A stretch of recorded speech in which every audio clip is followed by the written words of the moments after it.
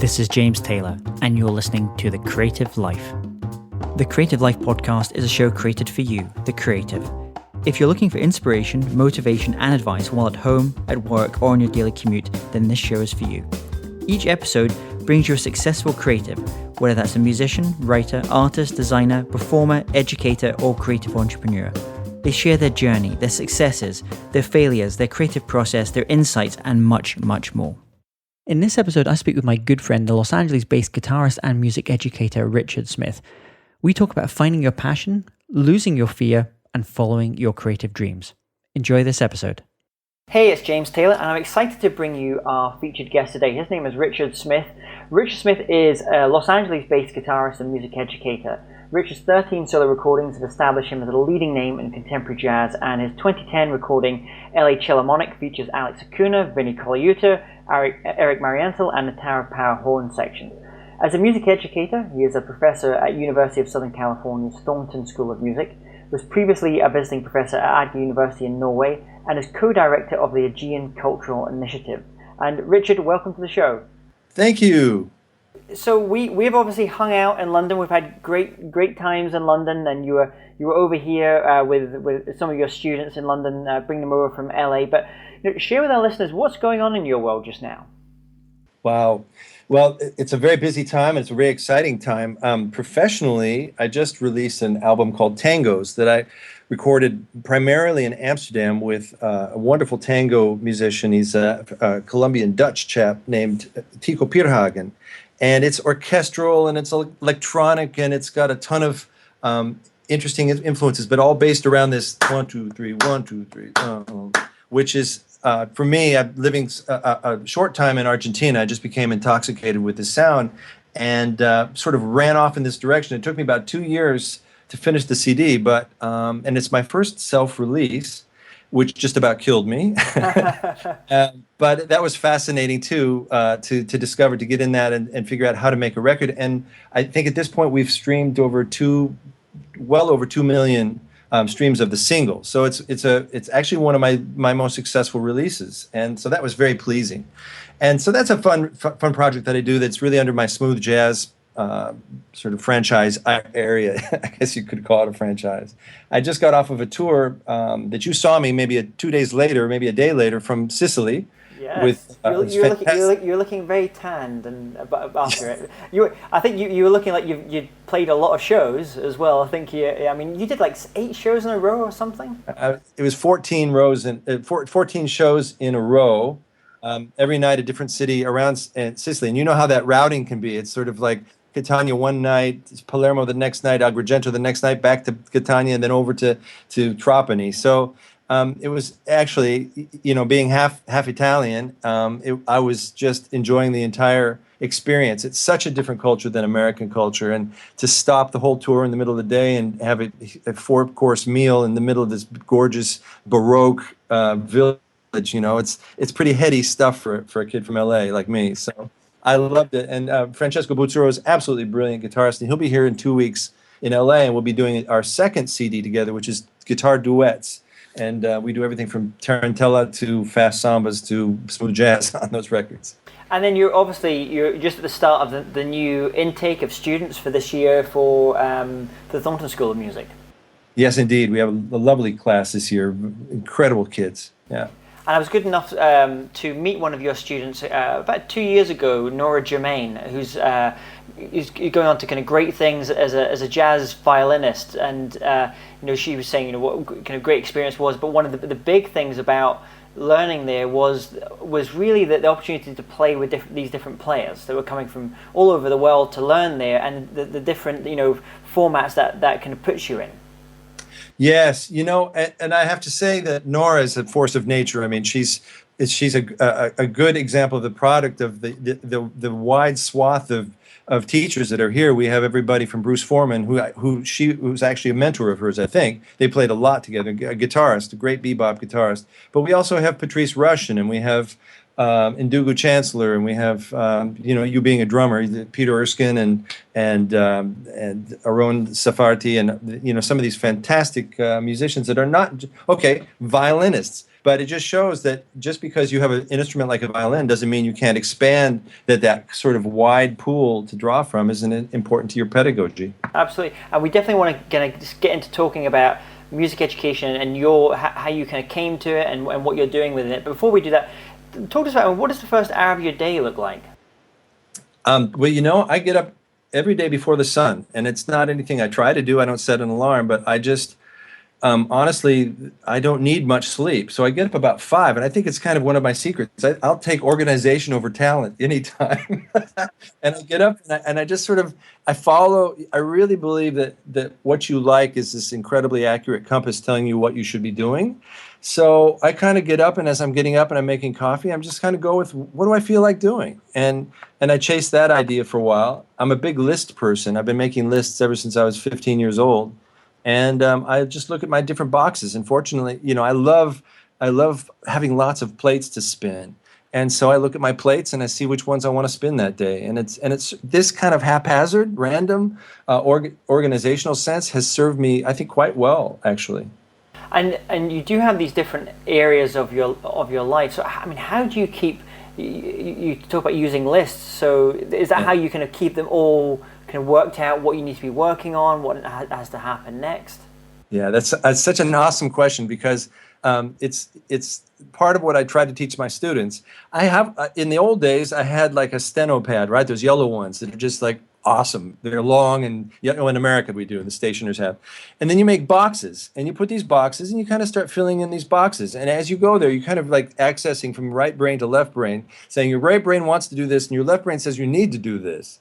And in each one of those boxes might be the people you have to contact, or it might be the minutia that you have to assemble to make the thing happen. And then I guess there's a sort of a chronological urgency about it. If you have a tour coming up, that goes up firsthand. And at the same time, though, the wonderful thing about being a musician is we're a bit selfish. As I said, you sort of have to follow where your gut tells you to go. And that makes it an incredibly enjoyable experience. Now, there's going to be that little box that says pay your bills and put gas in the car and things like that.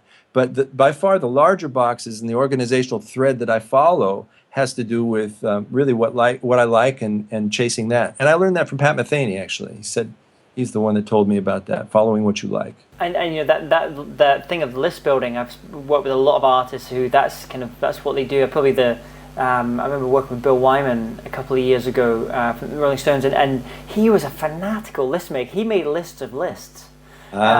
There's a book in there someplace. There's definitely a book in there, and he would have the tour manager go out after the show and go pick up like posters and handbills, and then he would make lists of those things, and then they would go to some vault somewhere where all the Rolling Stones.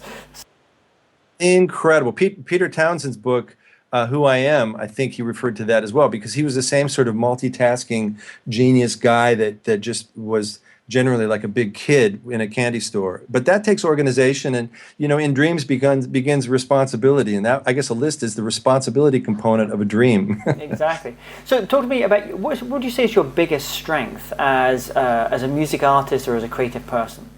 Well, the interesting thing is I'm around so much talent, and it's like a constant reminder of, well, where was I when I was 18? My goodness, you seem to be much further along than I was in certain areas. And this idea of talent and the strength that I certainly see as young people having is this talent. And I don't remember ever really having a lot of talent, but I do remember being enthusiastic and organized. So I think really a strength that I have, and I have no problem admitting it, is that I just have an intense enthusiasm for sort of projects that I get myself into that happen to have a guitar involved. And then I can organize that enthusiasm. And that is replaced in other human beings, I think, by what we would call talent, or something and I see it happen all the time, where you give something to somebody and the wiring is just in such a different place than my wiring is. But it's talent. Does that make sense? Yeah, absolutely. And what would you say is your on the flip side of that, though, is your biggest weakness? Yeah, I think that sort of selfish chasing of my own ideas and my sort of those plans, I would love to be able to have the patience to sit down and read a book cover to cover and really just immerse myself. And I've done that a few times in my life, and that wonderful feeling you have when you're following a plot. But to be able to calm myself enough to really to go down that road, I think that's kind of a failure of mine, because I think I've missed a lot that in not being able to do that. It's interesting. There was, I think it was, there was I think it's University in Chicago. I can't remember his name. He wrote a great book called Flow, and then he wrote another one called Creativity. Yes, I know that book. Yes. Haley, and I forgot what his second name is. Anyway, one of the things that he talked about in that book was when he went to send out surveys, questionnaires to all these great Nobel Prize winning scientists and these great musicians and these great artists.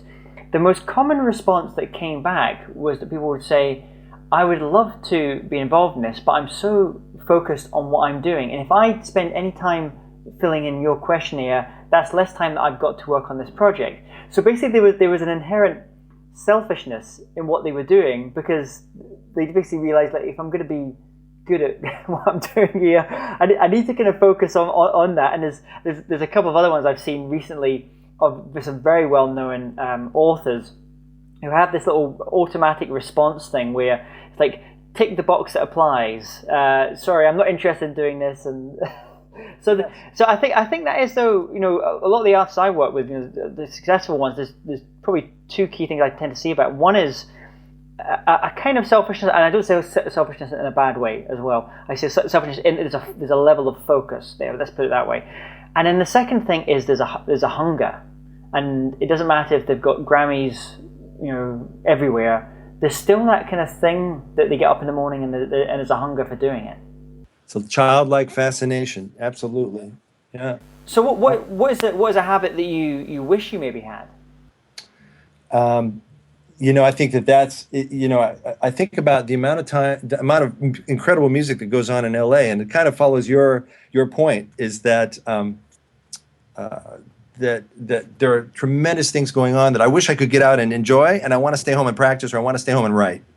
Yeah, just that time just to do the work, as I think Stephen Pressfield says.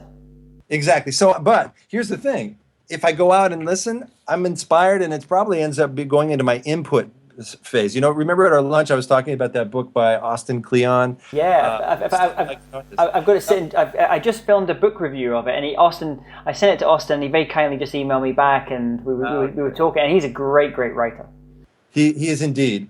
And so there you go. It's like I was saying about the book. I think my failure is a tendency to be a homebody, and that actually I'm really every time I go out, I'm so inspired and so I get so many ideas by doing that. So, and that's something, of course, that we can work on, and I'm working on that as well. But I think that's the working on my input stage, which is what Austin would call the input factor, which is getting out in the community, and the sort of subtext to that is you should be out supporting your friends as well. So there are two great things, I think, to doing that. And that's going to be on my to-do list for this year is to get out and support all manner of my colleagues and really learn from that.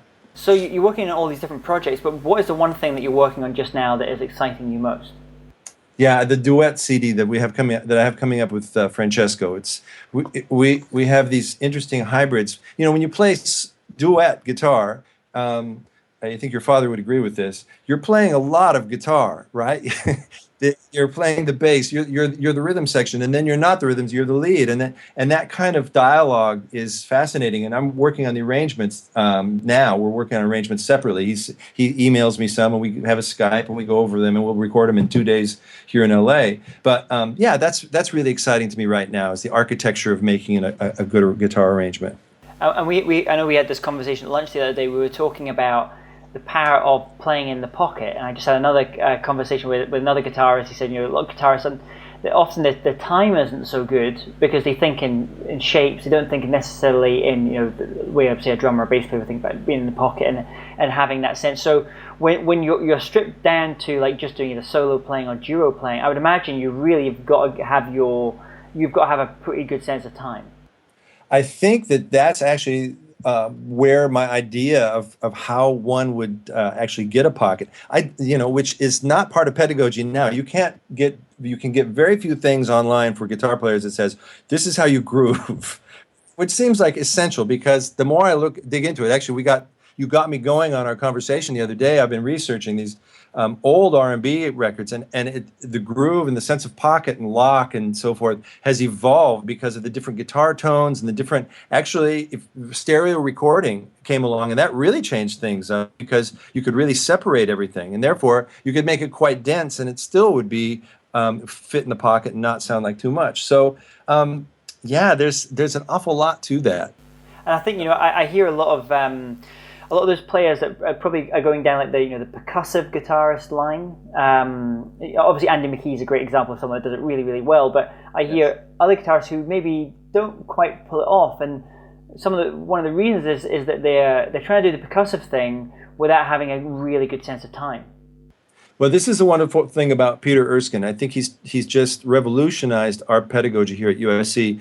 The students now can do all of their piano in one semester, and then they take drum set. All of the contemporary music students. And my time improved dramatically when I was on the road, and a friend of mine was studying from the David Weckl book, and the idea of independence, and the idea of that I could correlate that to guitar, that left-right actually equals up-down when you're talking about your right hand, and that those exercises that you do for left and right independence are precisely the same sorts of things that can help you out with your time. And so, one of my first guitar lessons actually from my teacher, Steve Watson, who was on all the TV shows which I wanted to be on, like A-Team, Hill Street Blues, Hardcastle and McCormick, all these great old TV shows. He said, he came in our first lesson, he goes, Richard, time, pocket, rhythm guitar, you either got it or you don't. And while I love Steve and everything like that, and there was for so long this idea that you either have it or you don't, and that has a lot of implications to it and so forth. In 2 weeks of checking out David Weckle's book, I had time. I knew what to listen to. I knew what to do. And beyond that, now playing drum set like I do, it's incredible. I mean, I think all musicians should be issued a drum set at birth. And it's just that, particularly with contemporary music. And so it's exciting times, right? No, I think it's. That sense of just having a sense of where, not just where the time is, but also there's players who. I was listening to J.R. Robinson the other day. We were at a session, and it was with Nathan East and J.R. was on it. And the thing I found really interesting about his playing is all the stuff on the arms, or the actual on the cymbals and the snare and everything and the toms is slightly behind, just ever so slightly behind. But his bass drum is like a metronome. It's bang on. So he's obviously developed. He knows his time's really good, and so he's obviously he has a sense of time. He also has a sense of like having his own thing. It's like inflection, like when Frank Sinatra would sing. That's obviously informed by, he was brought up Italian American. There's a certain kind of tempo and a way of speaking as well, and you can hear that in the singing. Yeah. Wow. Well, thank you, because I can take that now. I've got an ensemble at 4:00 today, and I love that idea, because we've been sort of dividing the drum set, taking turns dividing the drum set. We find a great drum pattern that we like, right off of anything like Logic or something, and then we deploy it out. One guitarist does what the kick drum does and comes up with parts that are related to that, and the other person just simulates the hi-hat, and that implies and informs tone selection and implies range on the guitar. So there's all sorts of arranging that informs just to simulate a drum set, right? And then you've got your snare. Well, now today, with that bit of information, okay, kick has got to be right in the middle of the beat, and it's got to be the Rock of Gibraltar, which is great. Then that's going to give me the opportunity to say, let's play with the time then on the hi-hat. Let's play on top. Let's play behind. And because it is so transparent, but it's still an essential part of the time, I think that the kids, and myself, by the way, will really be able to hear what you're talking about, because that makes total sense, but it wasn't on my radar. So it's incredible. It's really great. Yeah, it's like I heard I remember years ago in the UK, like dance music, house music was very, very big, kind of like 90s, where in the US obviously hip hop was a kind of bigger thing. We were kind of more into like the electronic stuff that was kind of going on at that time. And I was speaking to a session drummer around that time, and he said, you know, it's insane. I get brought into these sessions, and all I'm asked to do is the hi-hat, because everything else is like, you know, the bass drum like bang on, and you know, some of the other things like bang on, but they can't get the hi-hat to have a feel that they want to have unless they bring in a real drummer, because it's just that, and obviously what he was talking about, it was just there's a slight sloppiness or just like a little bit behind the beats that, you know, at that point now they can probably do it because you can use samples and things, but at that point it was a bit more difficult to do. Well, along those lines, you know, we used to put the machine on one side and then put a human on the other side, and that would create a nice sort of, you know, nice stereo split. And I also remember, though, I worked quite a bit with a producer named Paul Brown, who produces George Benson and Al Jarreau and Boney James and so forth. And one of the sessions I did with him was spending 2.5 hours on an 8-bar hi-hat pattern. So I think I found and his productions are incredible. You know, he's a Warner Brothers guy, and so I think that underscores your point. And you know, these are the details that are the difference between a good CD that is just like any other, like thousands of other good CDs that are released every week, and a great CD which really breaks through the whole herd. And so this is like incredibly important core information to give students. And also, if you think in terms of, if the guitar player stops thinking in terms of this logistically difficult instrument to get around in the first place and starts thinking in terms of the way something feels by the example of a hi-hat and precisely what you're just saying, then you're upping their game overnight. You know, and all I'm doing when I have us disseminate this drum set to each other is teaching each other what to listen for and what to move towards when you're grooving. And, you know, honestly, I have students that come in and just go, I don't know how to groove. What do I do? They have no clue of how to relate to the vibe or the pocket or the flow of activity that's going on in the room, where to start. And listening to the percussion, listening to those drums, and act and thinking like a drummer, or at least thinking like a component of the drum set, is a huge step to fitting into the musical situations. So, talk to us about a time when you've worked on a project. You've had all these different kind of projects with the teaching side and the playing and the recording side, but you've worked on something and for whatever reason it just hasn't worked out. But more importantly, what were the lessons that you took away from that experience? Wow, that's, you know, there's so many bits and bytes of information in my computer that were starts. I've spent, you know, here's a really good story. I spent about $5,000 on getting started on a CD. It was my 8th CD or something like that, and I'd never had a producer before. And I got to be good friends with Brian Bromberg, who's a fantastic bassist here and a great smooth jazz producer. And I said, well, Brian, I'm halfway through my record, and you know, I've spent pretty good part of the budget on it. Well, you know, for smooth jazz budget, and for the pre-production. And I played it for him, and he said, "Wow, the songs sound great, but if I'm going to produce this, we're going to have to start from scratch because the pocket is not there."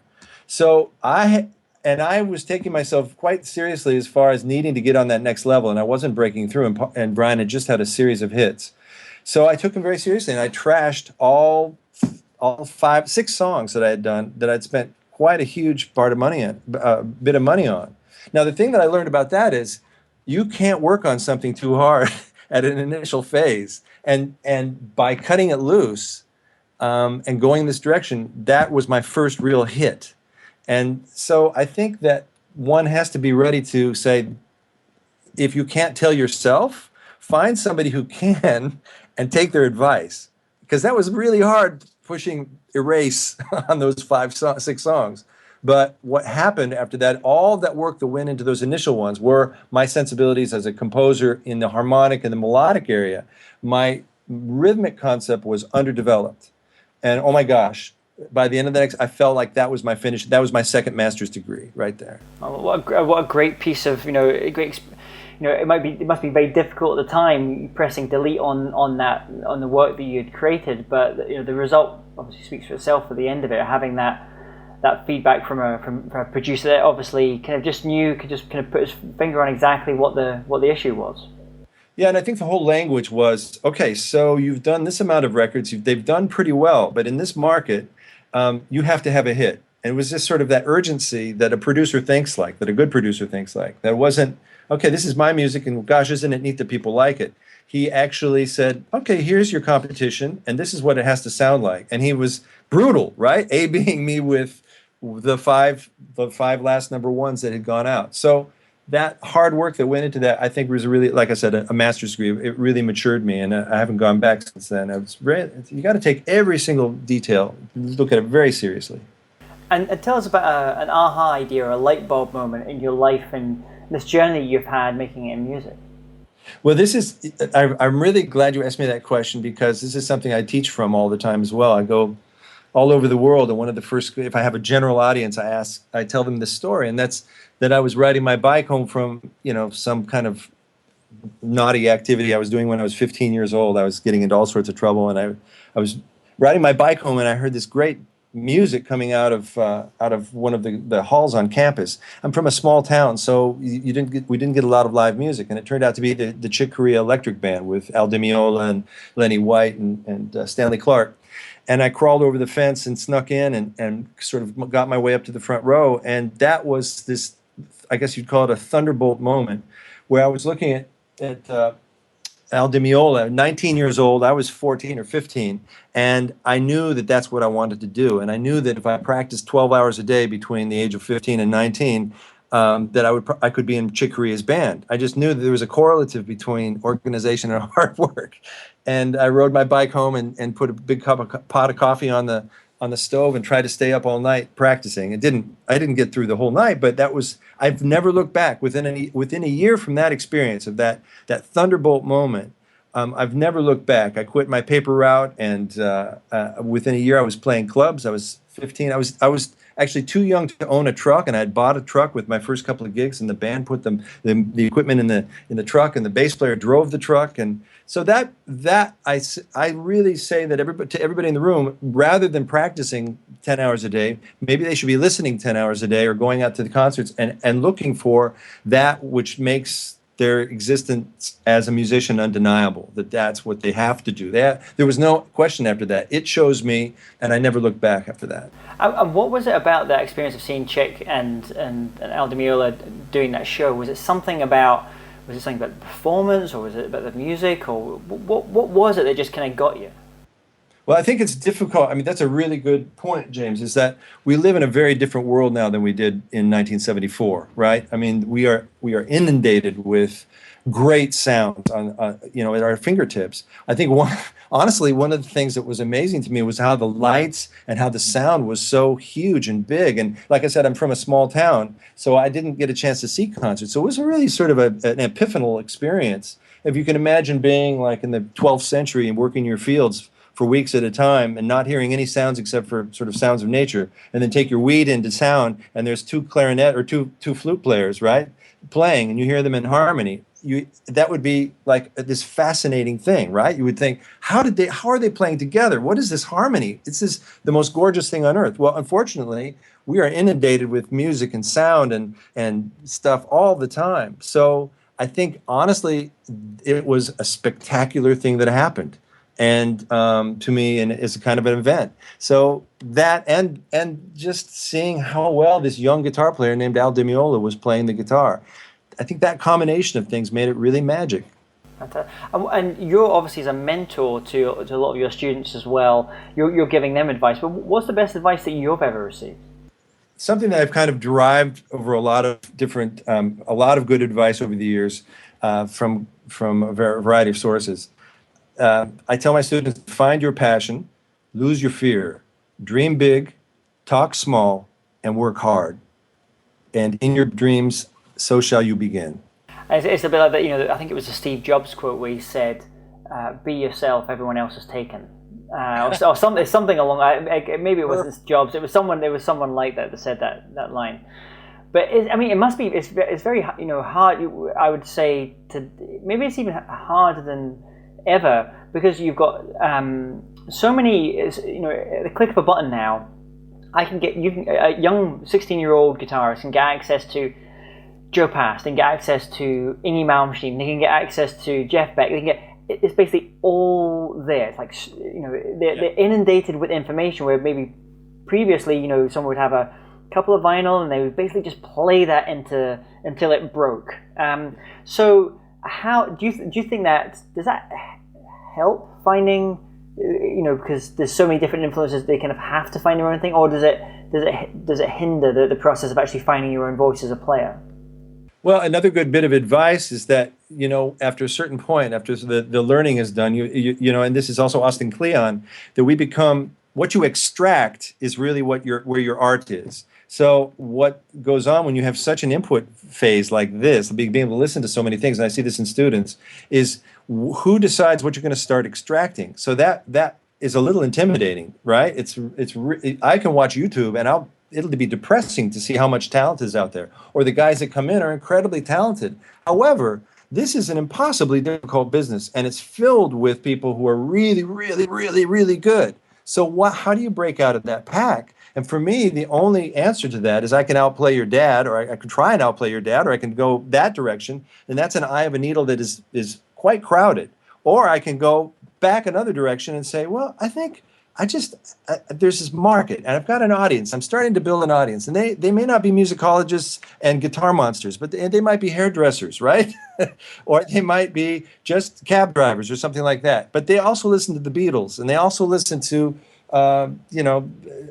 more accessible music. And getting back to the advice. Sorry to be so scattered. One builds an audience, and the audience is king. And when I did the Tangos record, the only thing I worried about was alienating my audience.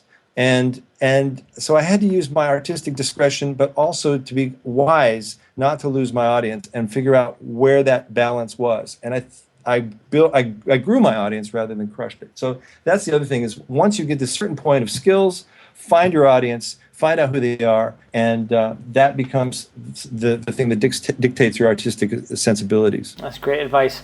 And is there an online resource or a tool like a Gmail or Evernote or Pro Tools that you love?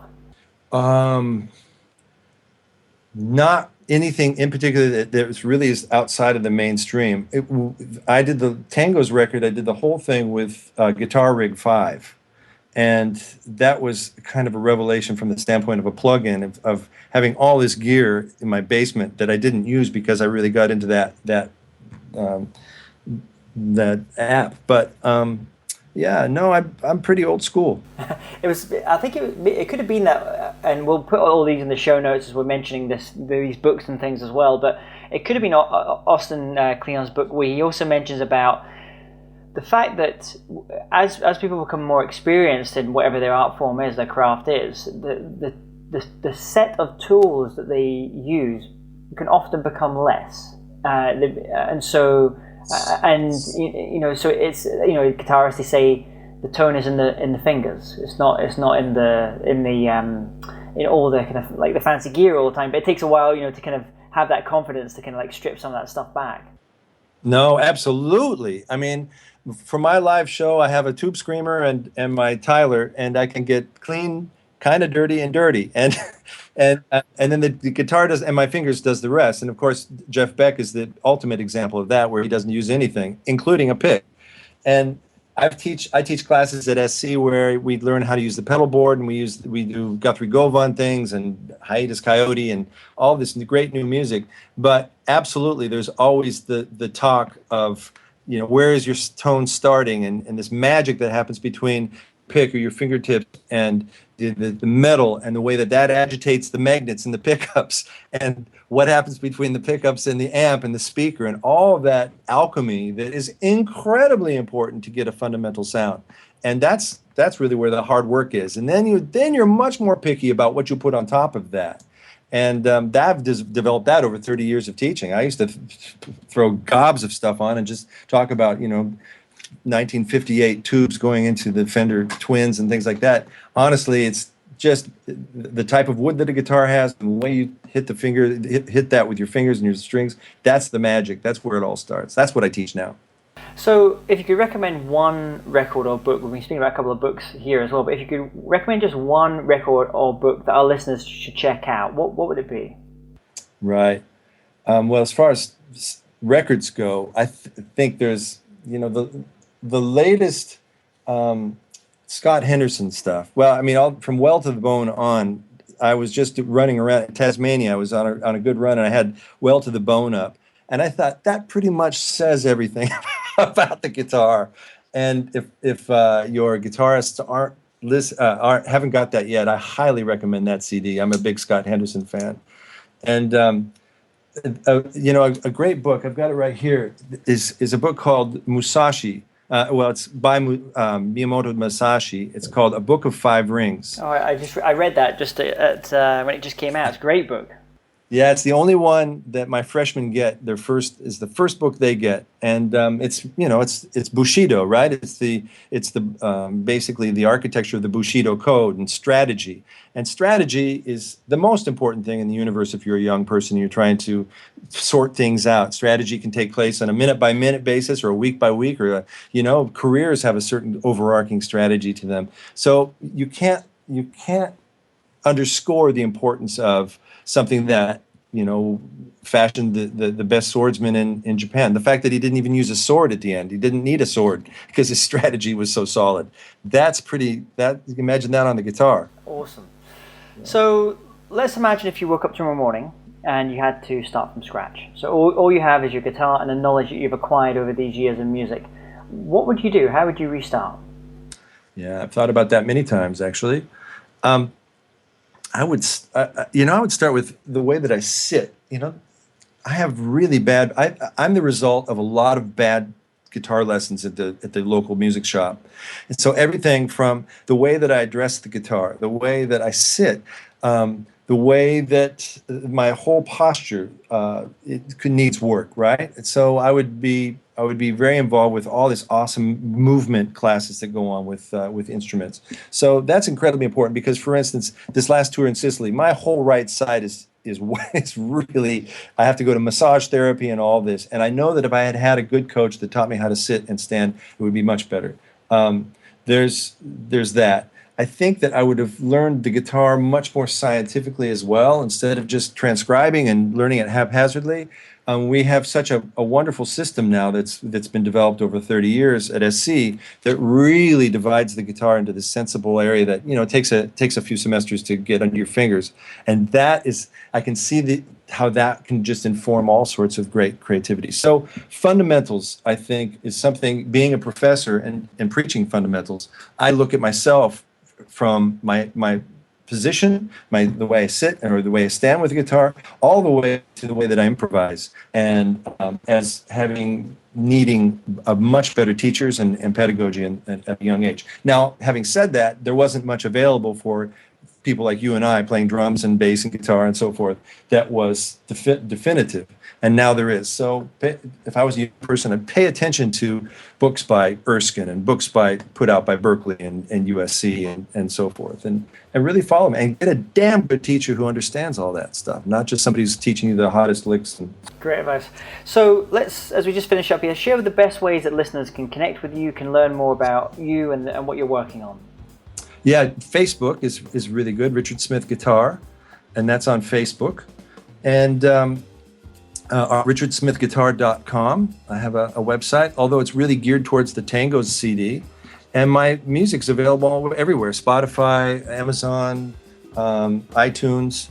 And I just want to get, I'd love to, I'm happy to get it out in the world. So I really appreciate the opportunity to talk a little bit about my music. Thank you. Well, great, Richard. It's been great speaking to you. As always, it's always fascinating having conversations with you, either over a pint of Guinness or like this over Skype. And I wish you all the best with the new album.